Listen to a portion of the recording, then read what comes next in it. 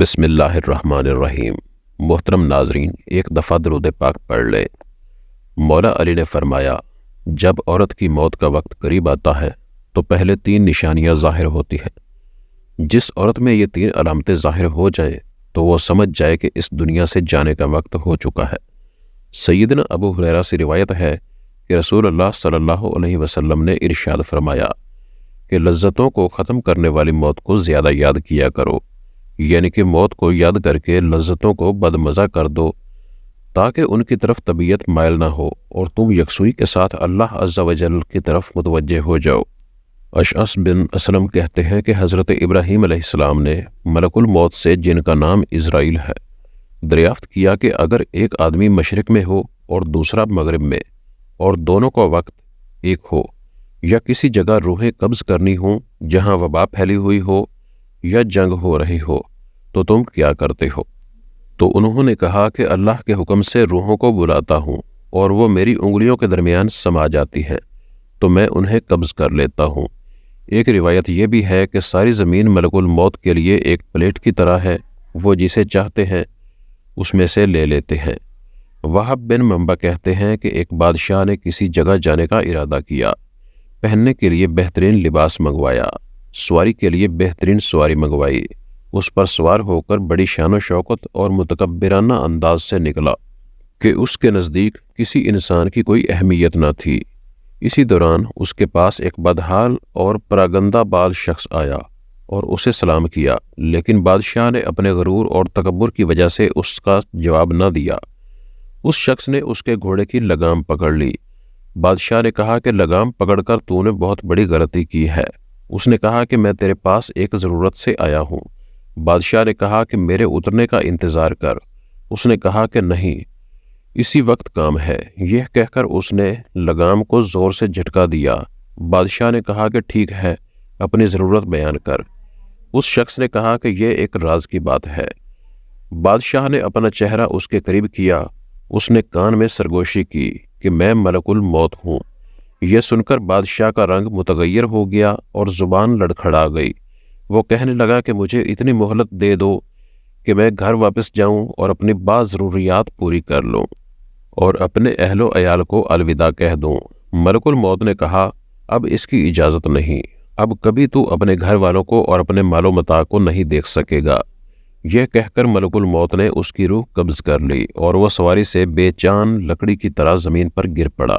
حضرت عامش روایت کرتے ہیں کہ ملک الموت حضرت سلیمان علیہ السلام کی مجلس میں آئے اور ان کے ساتھیوں میں سے ایک کو گھورنے لگے۔ جب مجلس برخاست ہوئی تو اس شخص نے حضرت سلیمان علیہ السلام سے پوچھا کہ یہ کون شخص تھے جو مجھے اس طرح گھور رہے تھے؟ حضرت سلیمان علیہ السلام نے جواب دیا، یہ ملک الموت تھے۔ یہ بات سن کر وہ شخص بے حد گھبرا گیا اور کہنے لگا، شاید وہ میری روح قبض کرنا چاہتے ہیں۔ حضرت سلیمان علیہ السلام نے اس سے دریافت کیا کہ تم کیا چاہتے ہو؟ اس نے جواب دیا کہ میں چاہتا ہوں کہ آپ مجھے ان سے بچائیں اور ہوا کو حکم دیں کہ وہ مجھے اڑا کر کہیں دور لے جائے۔ آپ علیہ السلام نے ایسا ہی کیا۔ تھوڑی دیر بعد ملک الموت دوبارہ مجلس میں حاضر ہوئے۔ حضرت سلیمان علیہ السلام نے پوچھا کہ تم میرے فلاں صاحب کو کیوں گھور رہے تھے؟ ملک الموت نے کہا کہ مجھے اس شخص کو آپ کی مجلس میں دیکھ کر حیرت ہو رہی تھی، کیونکہ اللہ تعالیٰ سے مجھ کو اس شخص کی ہند کی فلاں جگہ روح قبض کرنے کا حکم ملا تھا، مگر وہ آپ کی مجلس میں تھا۔ مگر میں جب اس علاقے میں پہنچا تو وہاں موجود تھا جہاں میں نے اس کی روح قبض کر لی۔ محترم ناظرین، زندگی اور موت صرف اللہ عز و جل کے ہاتھ میں ہے۔ کسی ذی روح کو اس کی موت کے بارے میں خبر نہیں دی گئی سوائے اللہ کے نبیوں اور برگزیدہ بندوں کے، لیکن یہ ایک ایسی حقیقت ہے جسے انکار ممکن ہی نہیں۔ کل نفس ذائقۃ الموت، کہ ہر ذی روح نے موت کا مزہ چکھنا ہے۔ اگرچہ موت کے بارے میں کوئی حتمی طور پر آگاہی نہیں دے سکتا، لیکن بزرگان دین اس کے بارے میں پیش گوئی کرتے ہیں، اور مولا علی اس کے بارے میں بیان کرتے ہیں کہ جب انسان میں 3 علامات ظاہر ہونے لگے تو جان لیں کہ موت واقع ہونے والی ہے۔ چند دن کے اندر وہ شخص مرنے والا ہے۔ مکمل تفصیلات آپ کو آج کی ویڈیو میں ملیں گی۔ حضرت ابراہیم علیہ السلام جو کہ جد الانبیاء ہیں، حضرت یوسف علیہ السلام حضرت ابراہیم علیہ السلام کے پوتے تھے۔ اور یوسف علیہ السلام وہ نبی ہیں جن کو اللہ نے بڑے ہی حسن سے نواز رکھا تھا، اتنی خوبصورتی کہ مصر کی شہزادیوں نے جب دیکھا تو انہوں نے اپنی انگلیاں ہی کاٹ ڈالیں۔ انہیں پتہ تک نہ چلا کہ وہ حضرت یوسف علیہ السلام کے حسن میں گرفتار ہو گئی ہیں۔ ان کی نظریں حضرت یوسف علیہ السلام پر تھیں اور ہاتھ میں سیب اور چھریاں تھیں۔ سیب کی جگہ وہ اپنے ہاتھ کاٹتی رہیں، انگلیاں کاٹتی رہیں، اور انہیں پتہ تک نہ چلا حضرت یوسف علیہ السلام اس قدر خوبصورت تھے۔ یوسف علیہ السلام حضرت یعقوب علیہ السلام کے بیٹے تھے۔ حضرت یعقوب علیہ السلام اللہ کے برگزیدہ نبی تھے، اور حضرت یعقوب علیہ السلام کی موت کے فرشتے یعنی کہ حضرت اسرائیل علیہ السلام سے گہری دوستی تھی۔ حضرت اسرائیل علیہ السلام جب اللہ کے نبی حضرت یعقوب علیہ السلام کے علاقے میں کسی کی روح نکالنے جاتے تھے تو حضرت یعقوب علیہ السلام کے گھر ضرور آتے اور ان سے ملاقات ضرور کرتے تھے۔ ہم انسان بھی جب کسی دوست کے علاقے میں جاتے ہیں تو اپنے دوست سے ملاقات کرنے کے لیے اس کے گھر ضرور جاتے ہیں۔ تو حضرت یعقوب علیہ السلام نے ملک الموت سے فرمائش کر رکھی تھی کہ اے میرے دوست، جب تم میری روح نکالنے آؤ گے تو تم مجھ سے وعدہ کرو کہ مجھے ضرور بتا کر آؤ گے۔ موت کے فرشتے نے اپنے دوست حضرت یعقوب علیہ السلام سے حامی بھر لی۔ دونوں دوستوں کے درمیان یہ بات طے ہو گئی کہ حضرت یعقوب علیہ السلام کی زندگی کے دن گزرتے گئے، چلنے پھرنے کی سکت ختم ہو گئی، کھانے پینے کی لذت ختم ہوتی گئی، یعنی زبان کا ذائقہ ختم ہوتا گیا۔ اللہ کے نبی کی کمر ٹیڑھی ہو گئی اور آپ جھک گئے۔ رزق کا جو دانہ پانی تھا وہ بھی ختم ہو گیا اور موت کا وقت قریب آ گیا۔ اسی دن ملک الموت حضرت یعقوب علیہ السلام کے گھر داخل ہوئے۔ اللہ کے نبی نے جب موت کے فرشتے کو دیکھا تو پوچھا کہ کدھر آنا ہوا، کیا ملاقات کے لیے آئے ہو؟ تو کہا نہیں، ملاقات کے لیے نہیں آیا، بلکہ آج تو میں آپ کی روح قبض کرنے آیا ہوں۔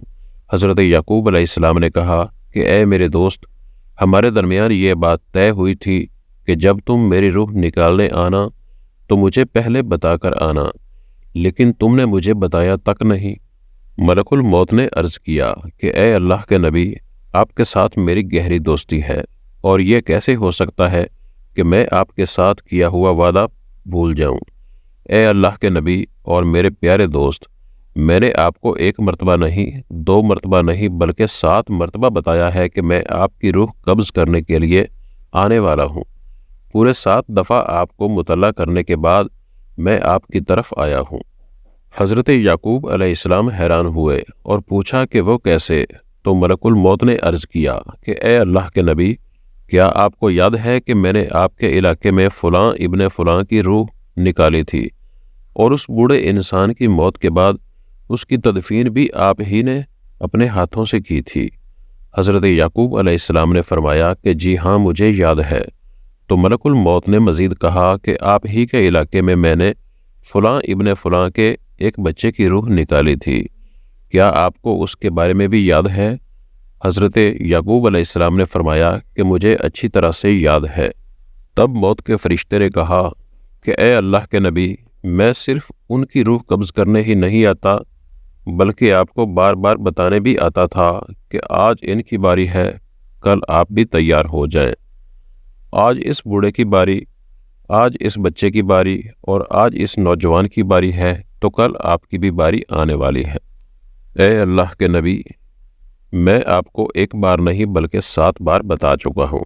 محترم ناظرین، موت کا فرشتہ جب ہمارے ہمسائے کی روح نکالنے آتا ہے تو وہ صرف اس کی موت کا سامان لے کر نہیں آتا، بلکہ ہمیں بھی بتانے آتا ہے کہ آج اس کی باری ہے، کل آپ بھی تیار ہو جائیں۔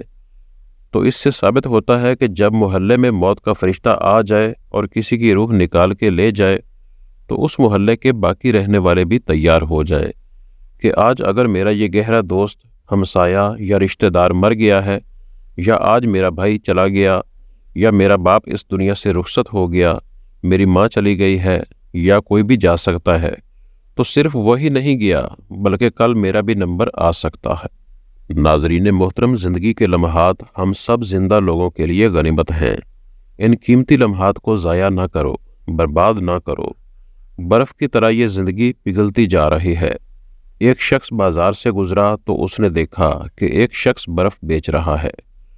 رو رو کے کہہ رہا ہے کہ اے دنیا والو، میری برف پگھلتی جا رہی ہے، اسے مجھ سے خرید لو۔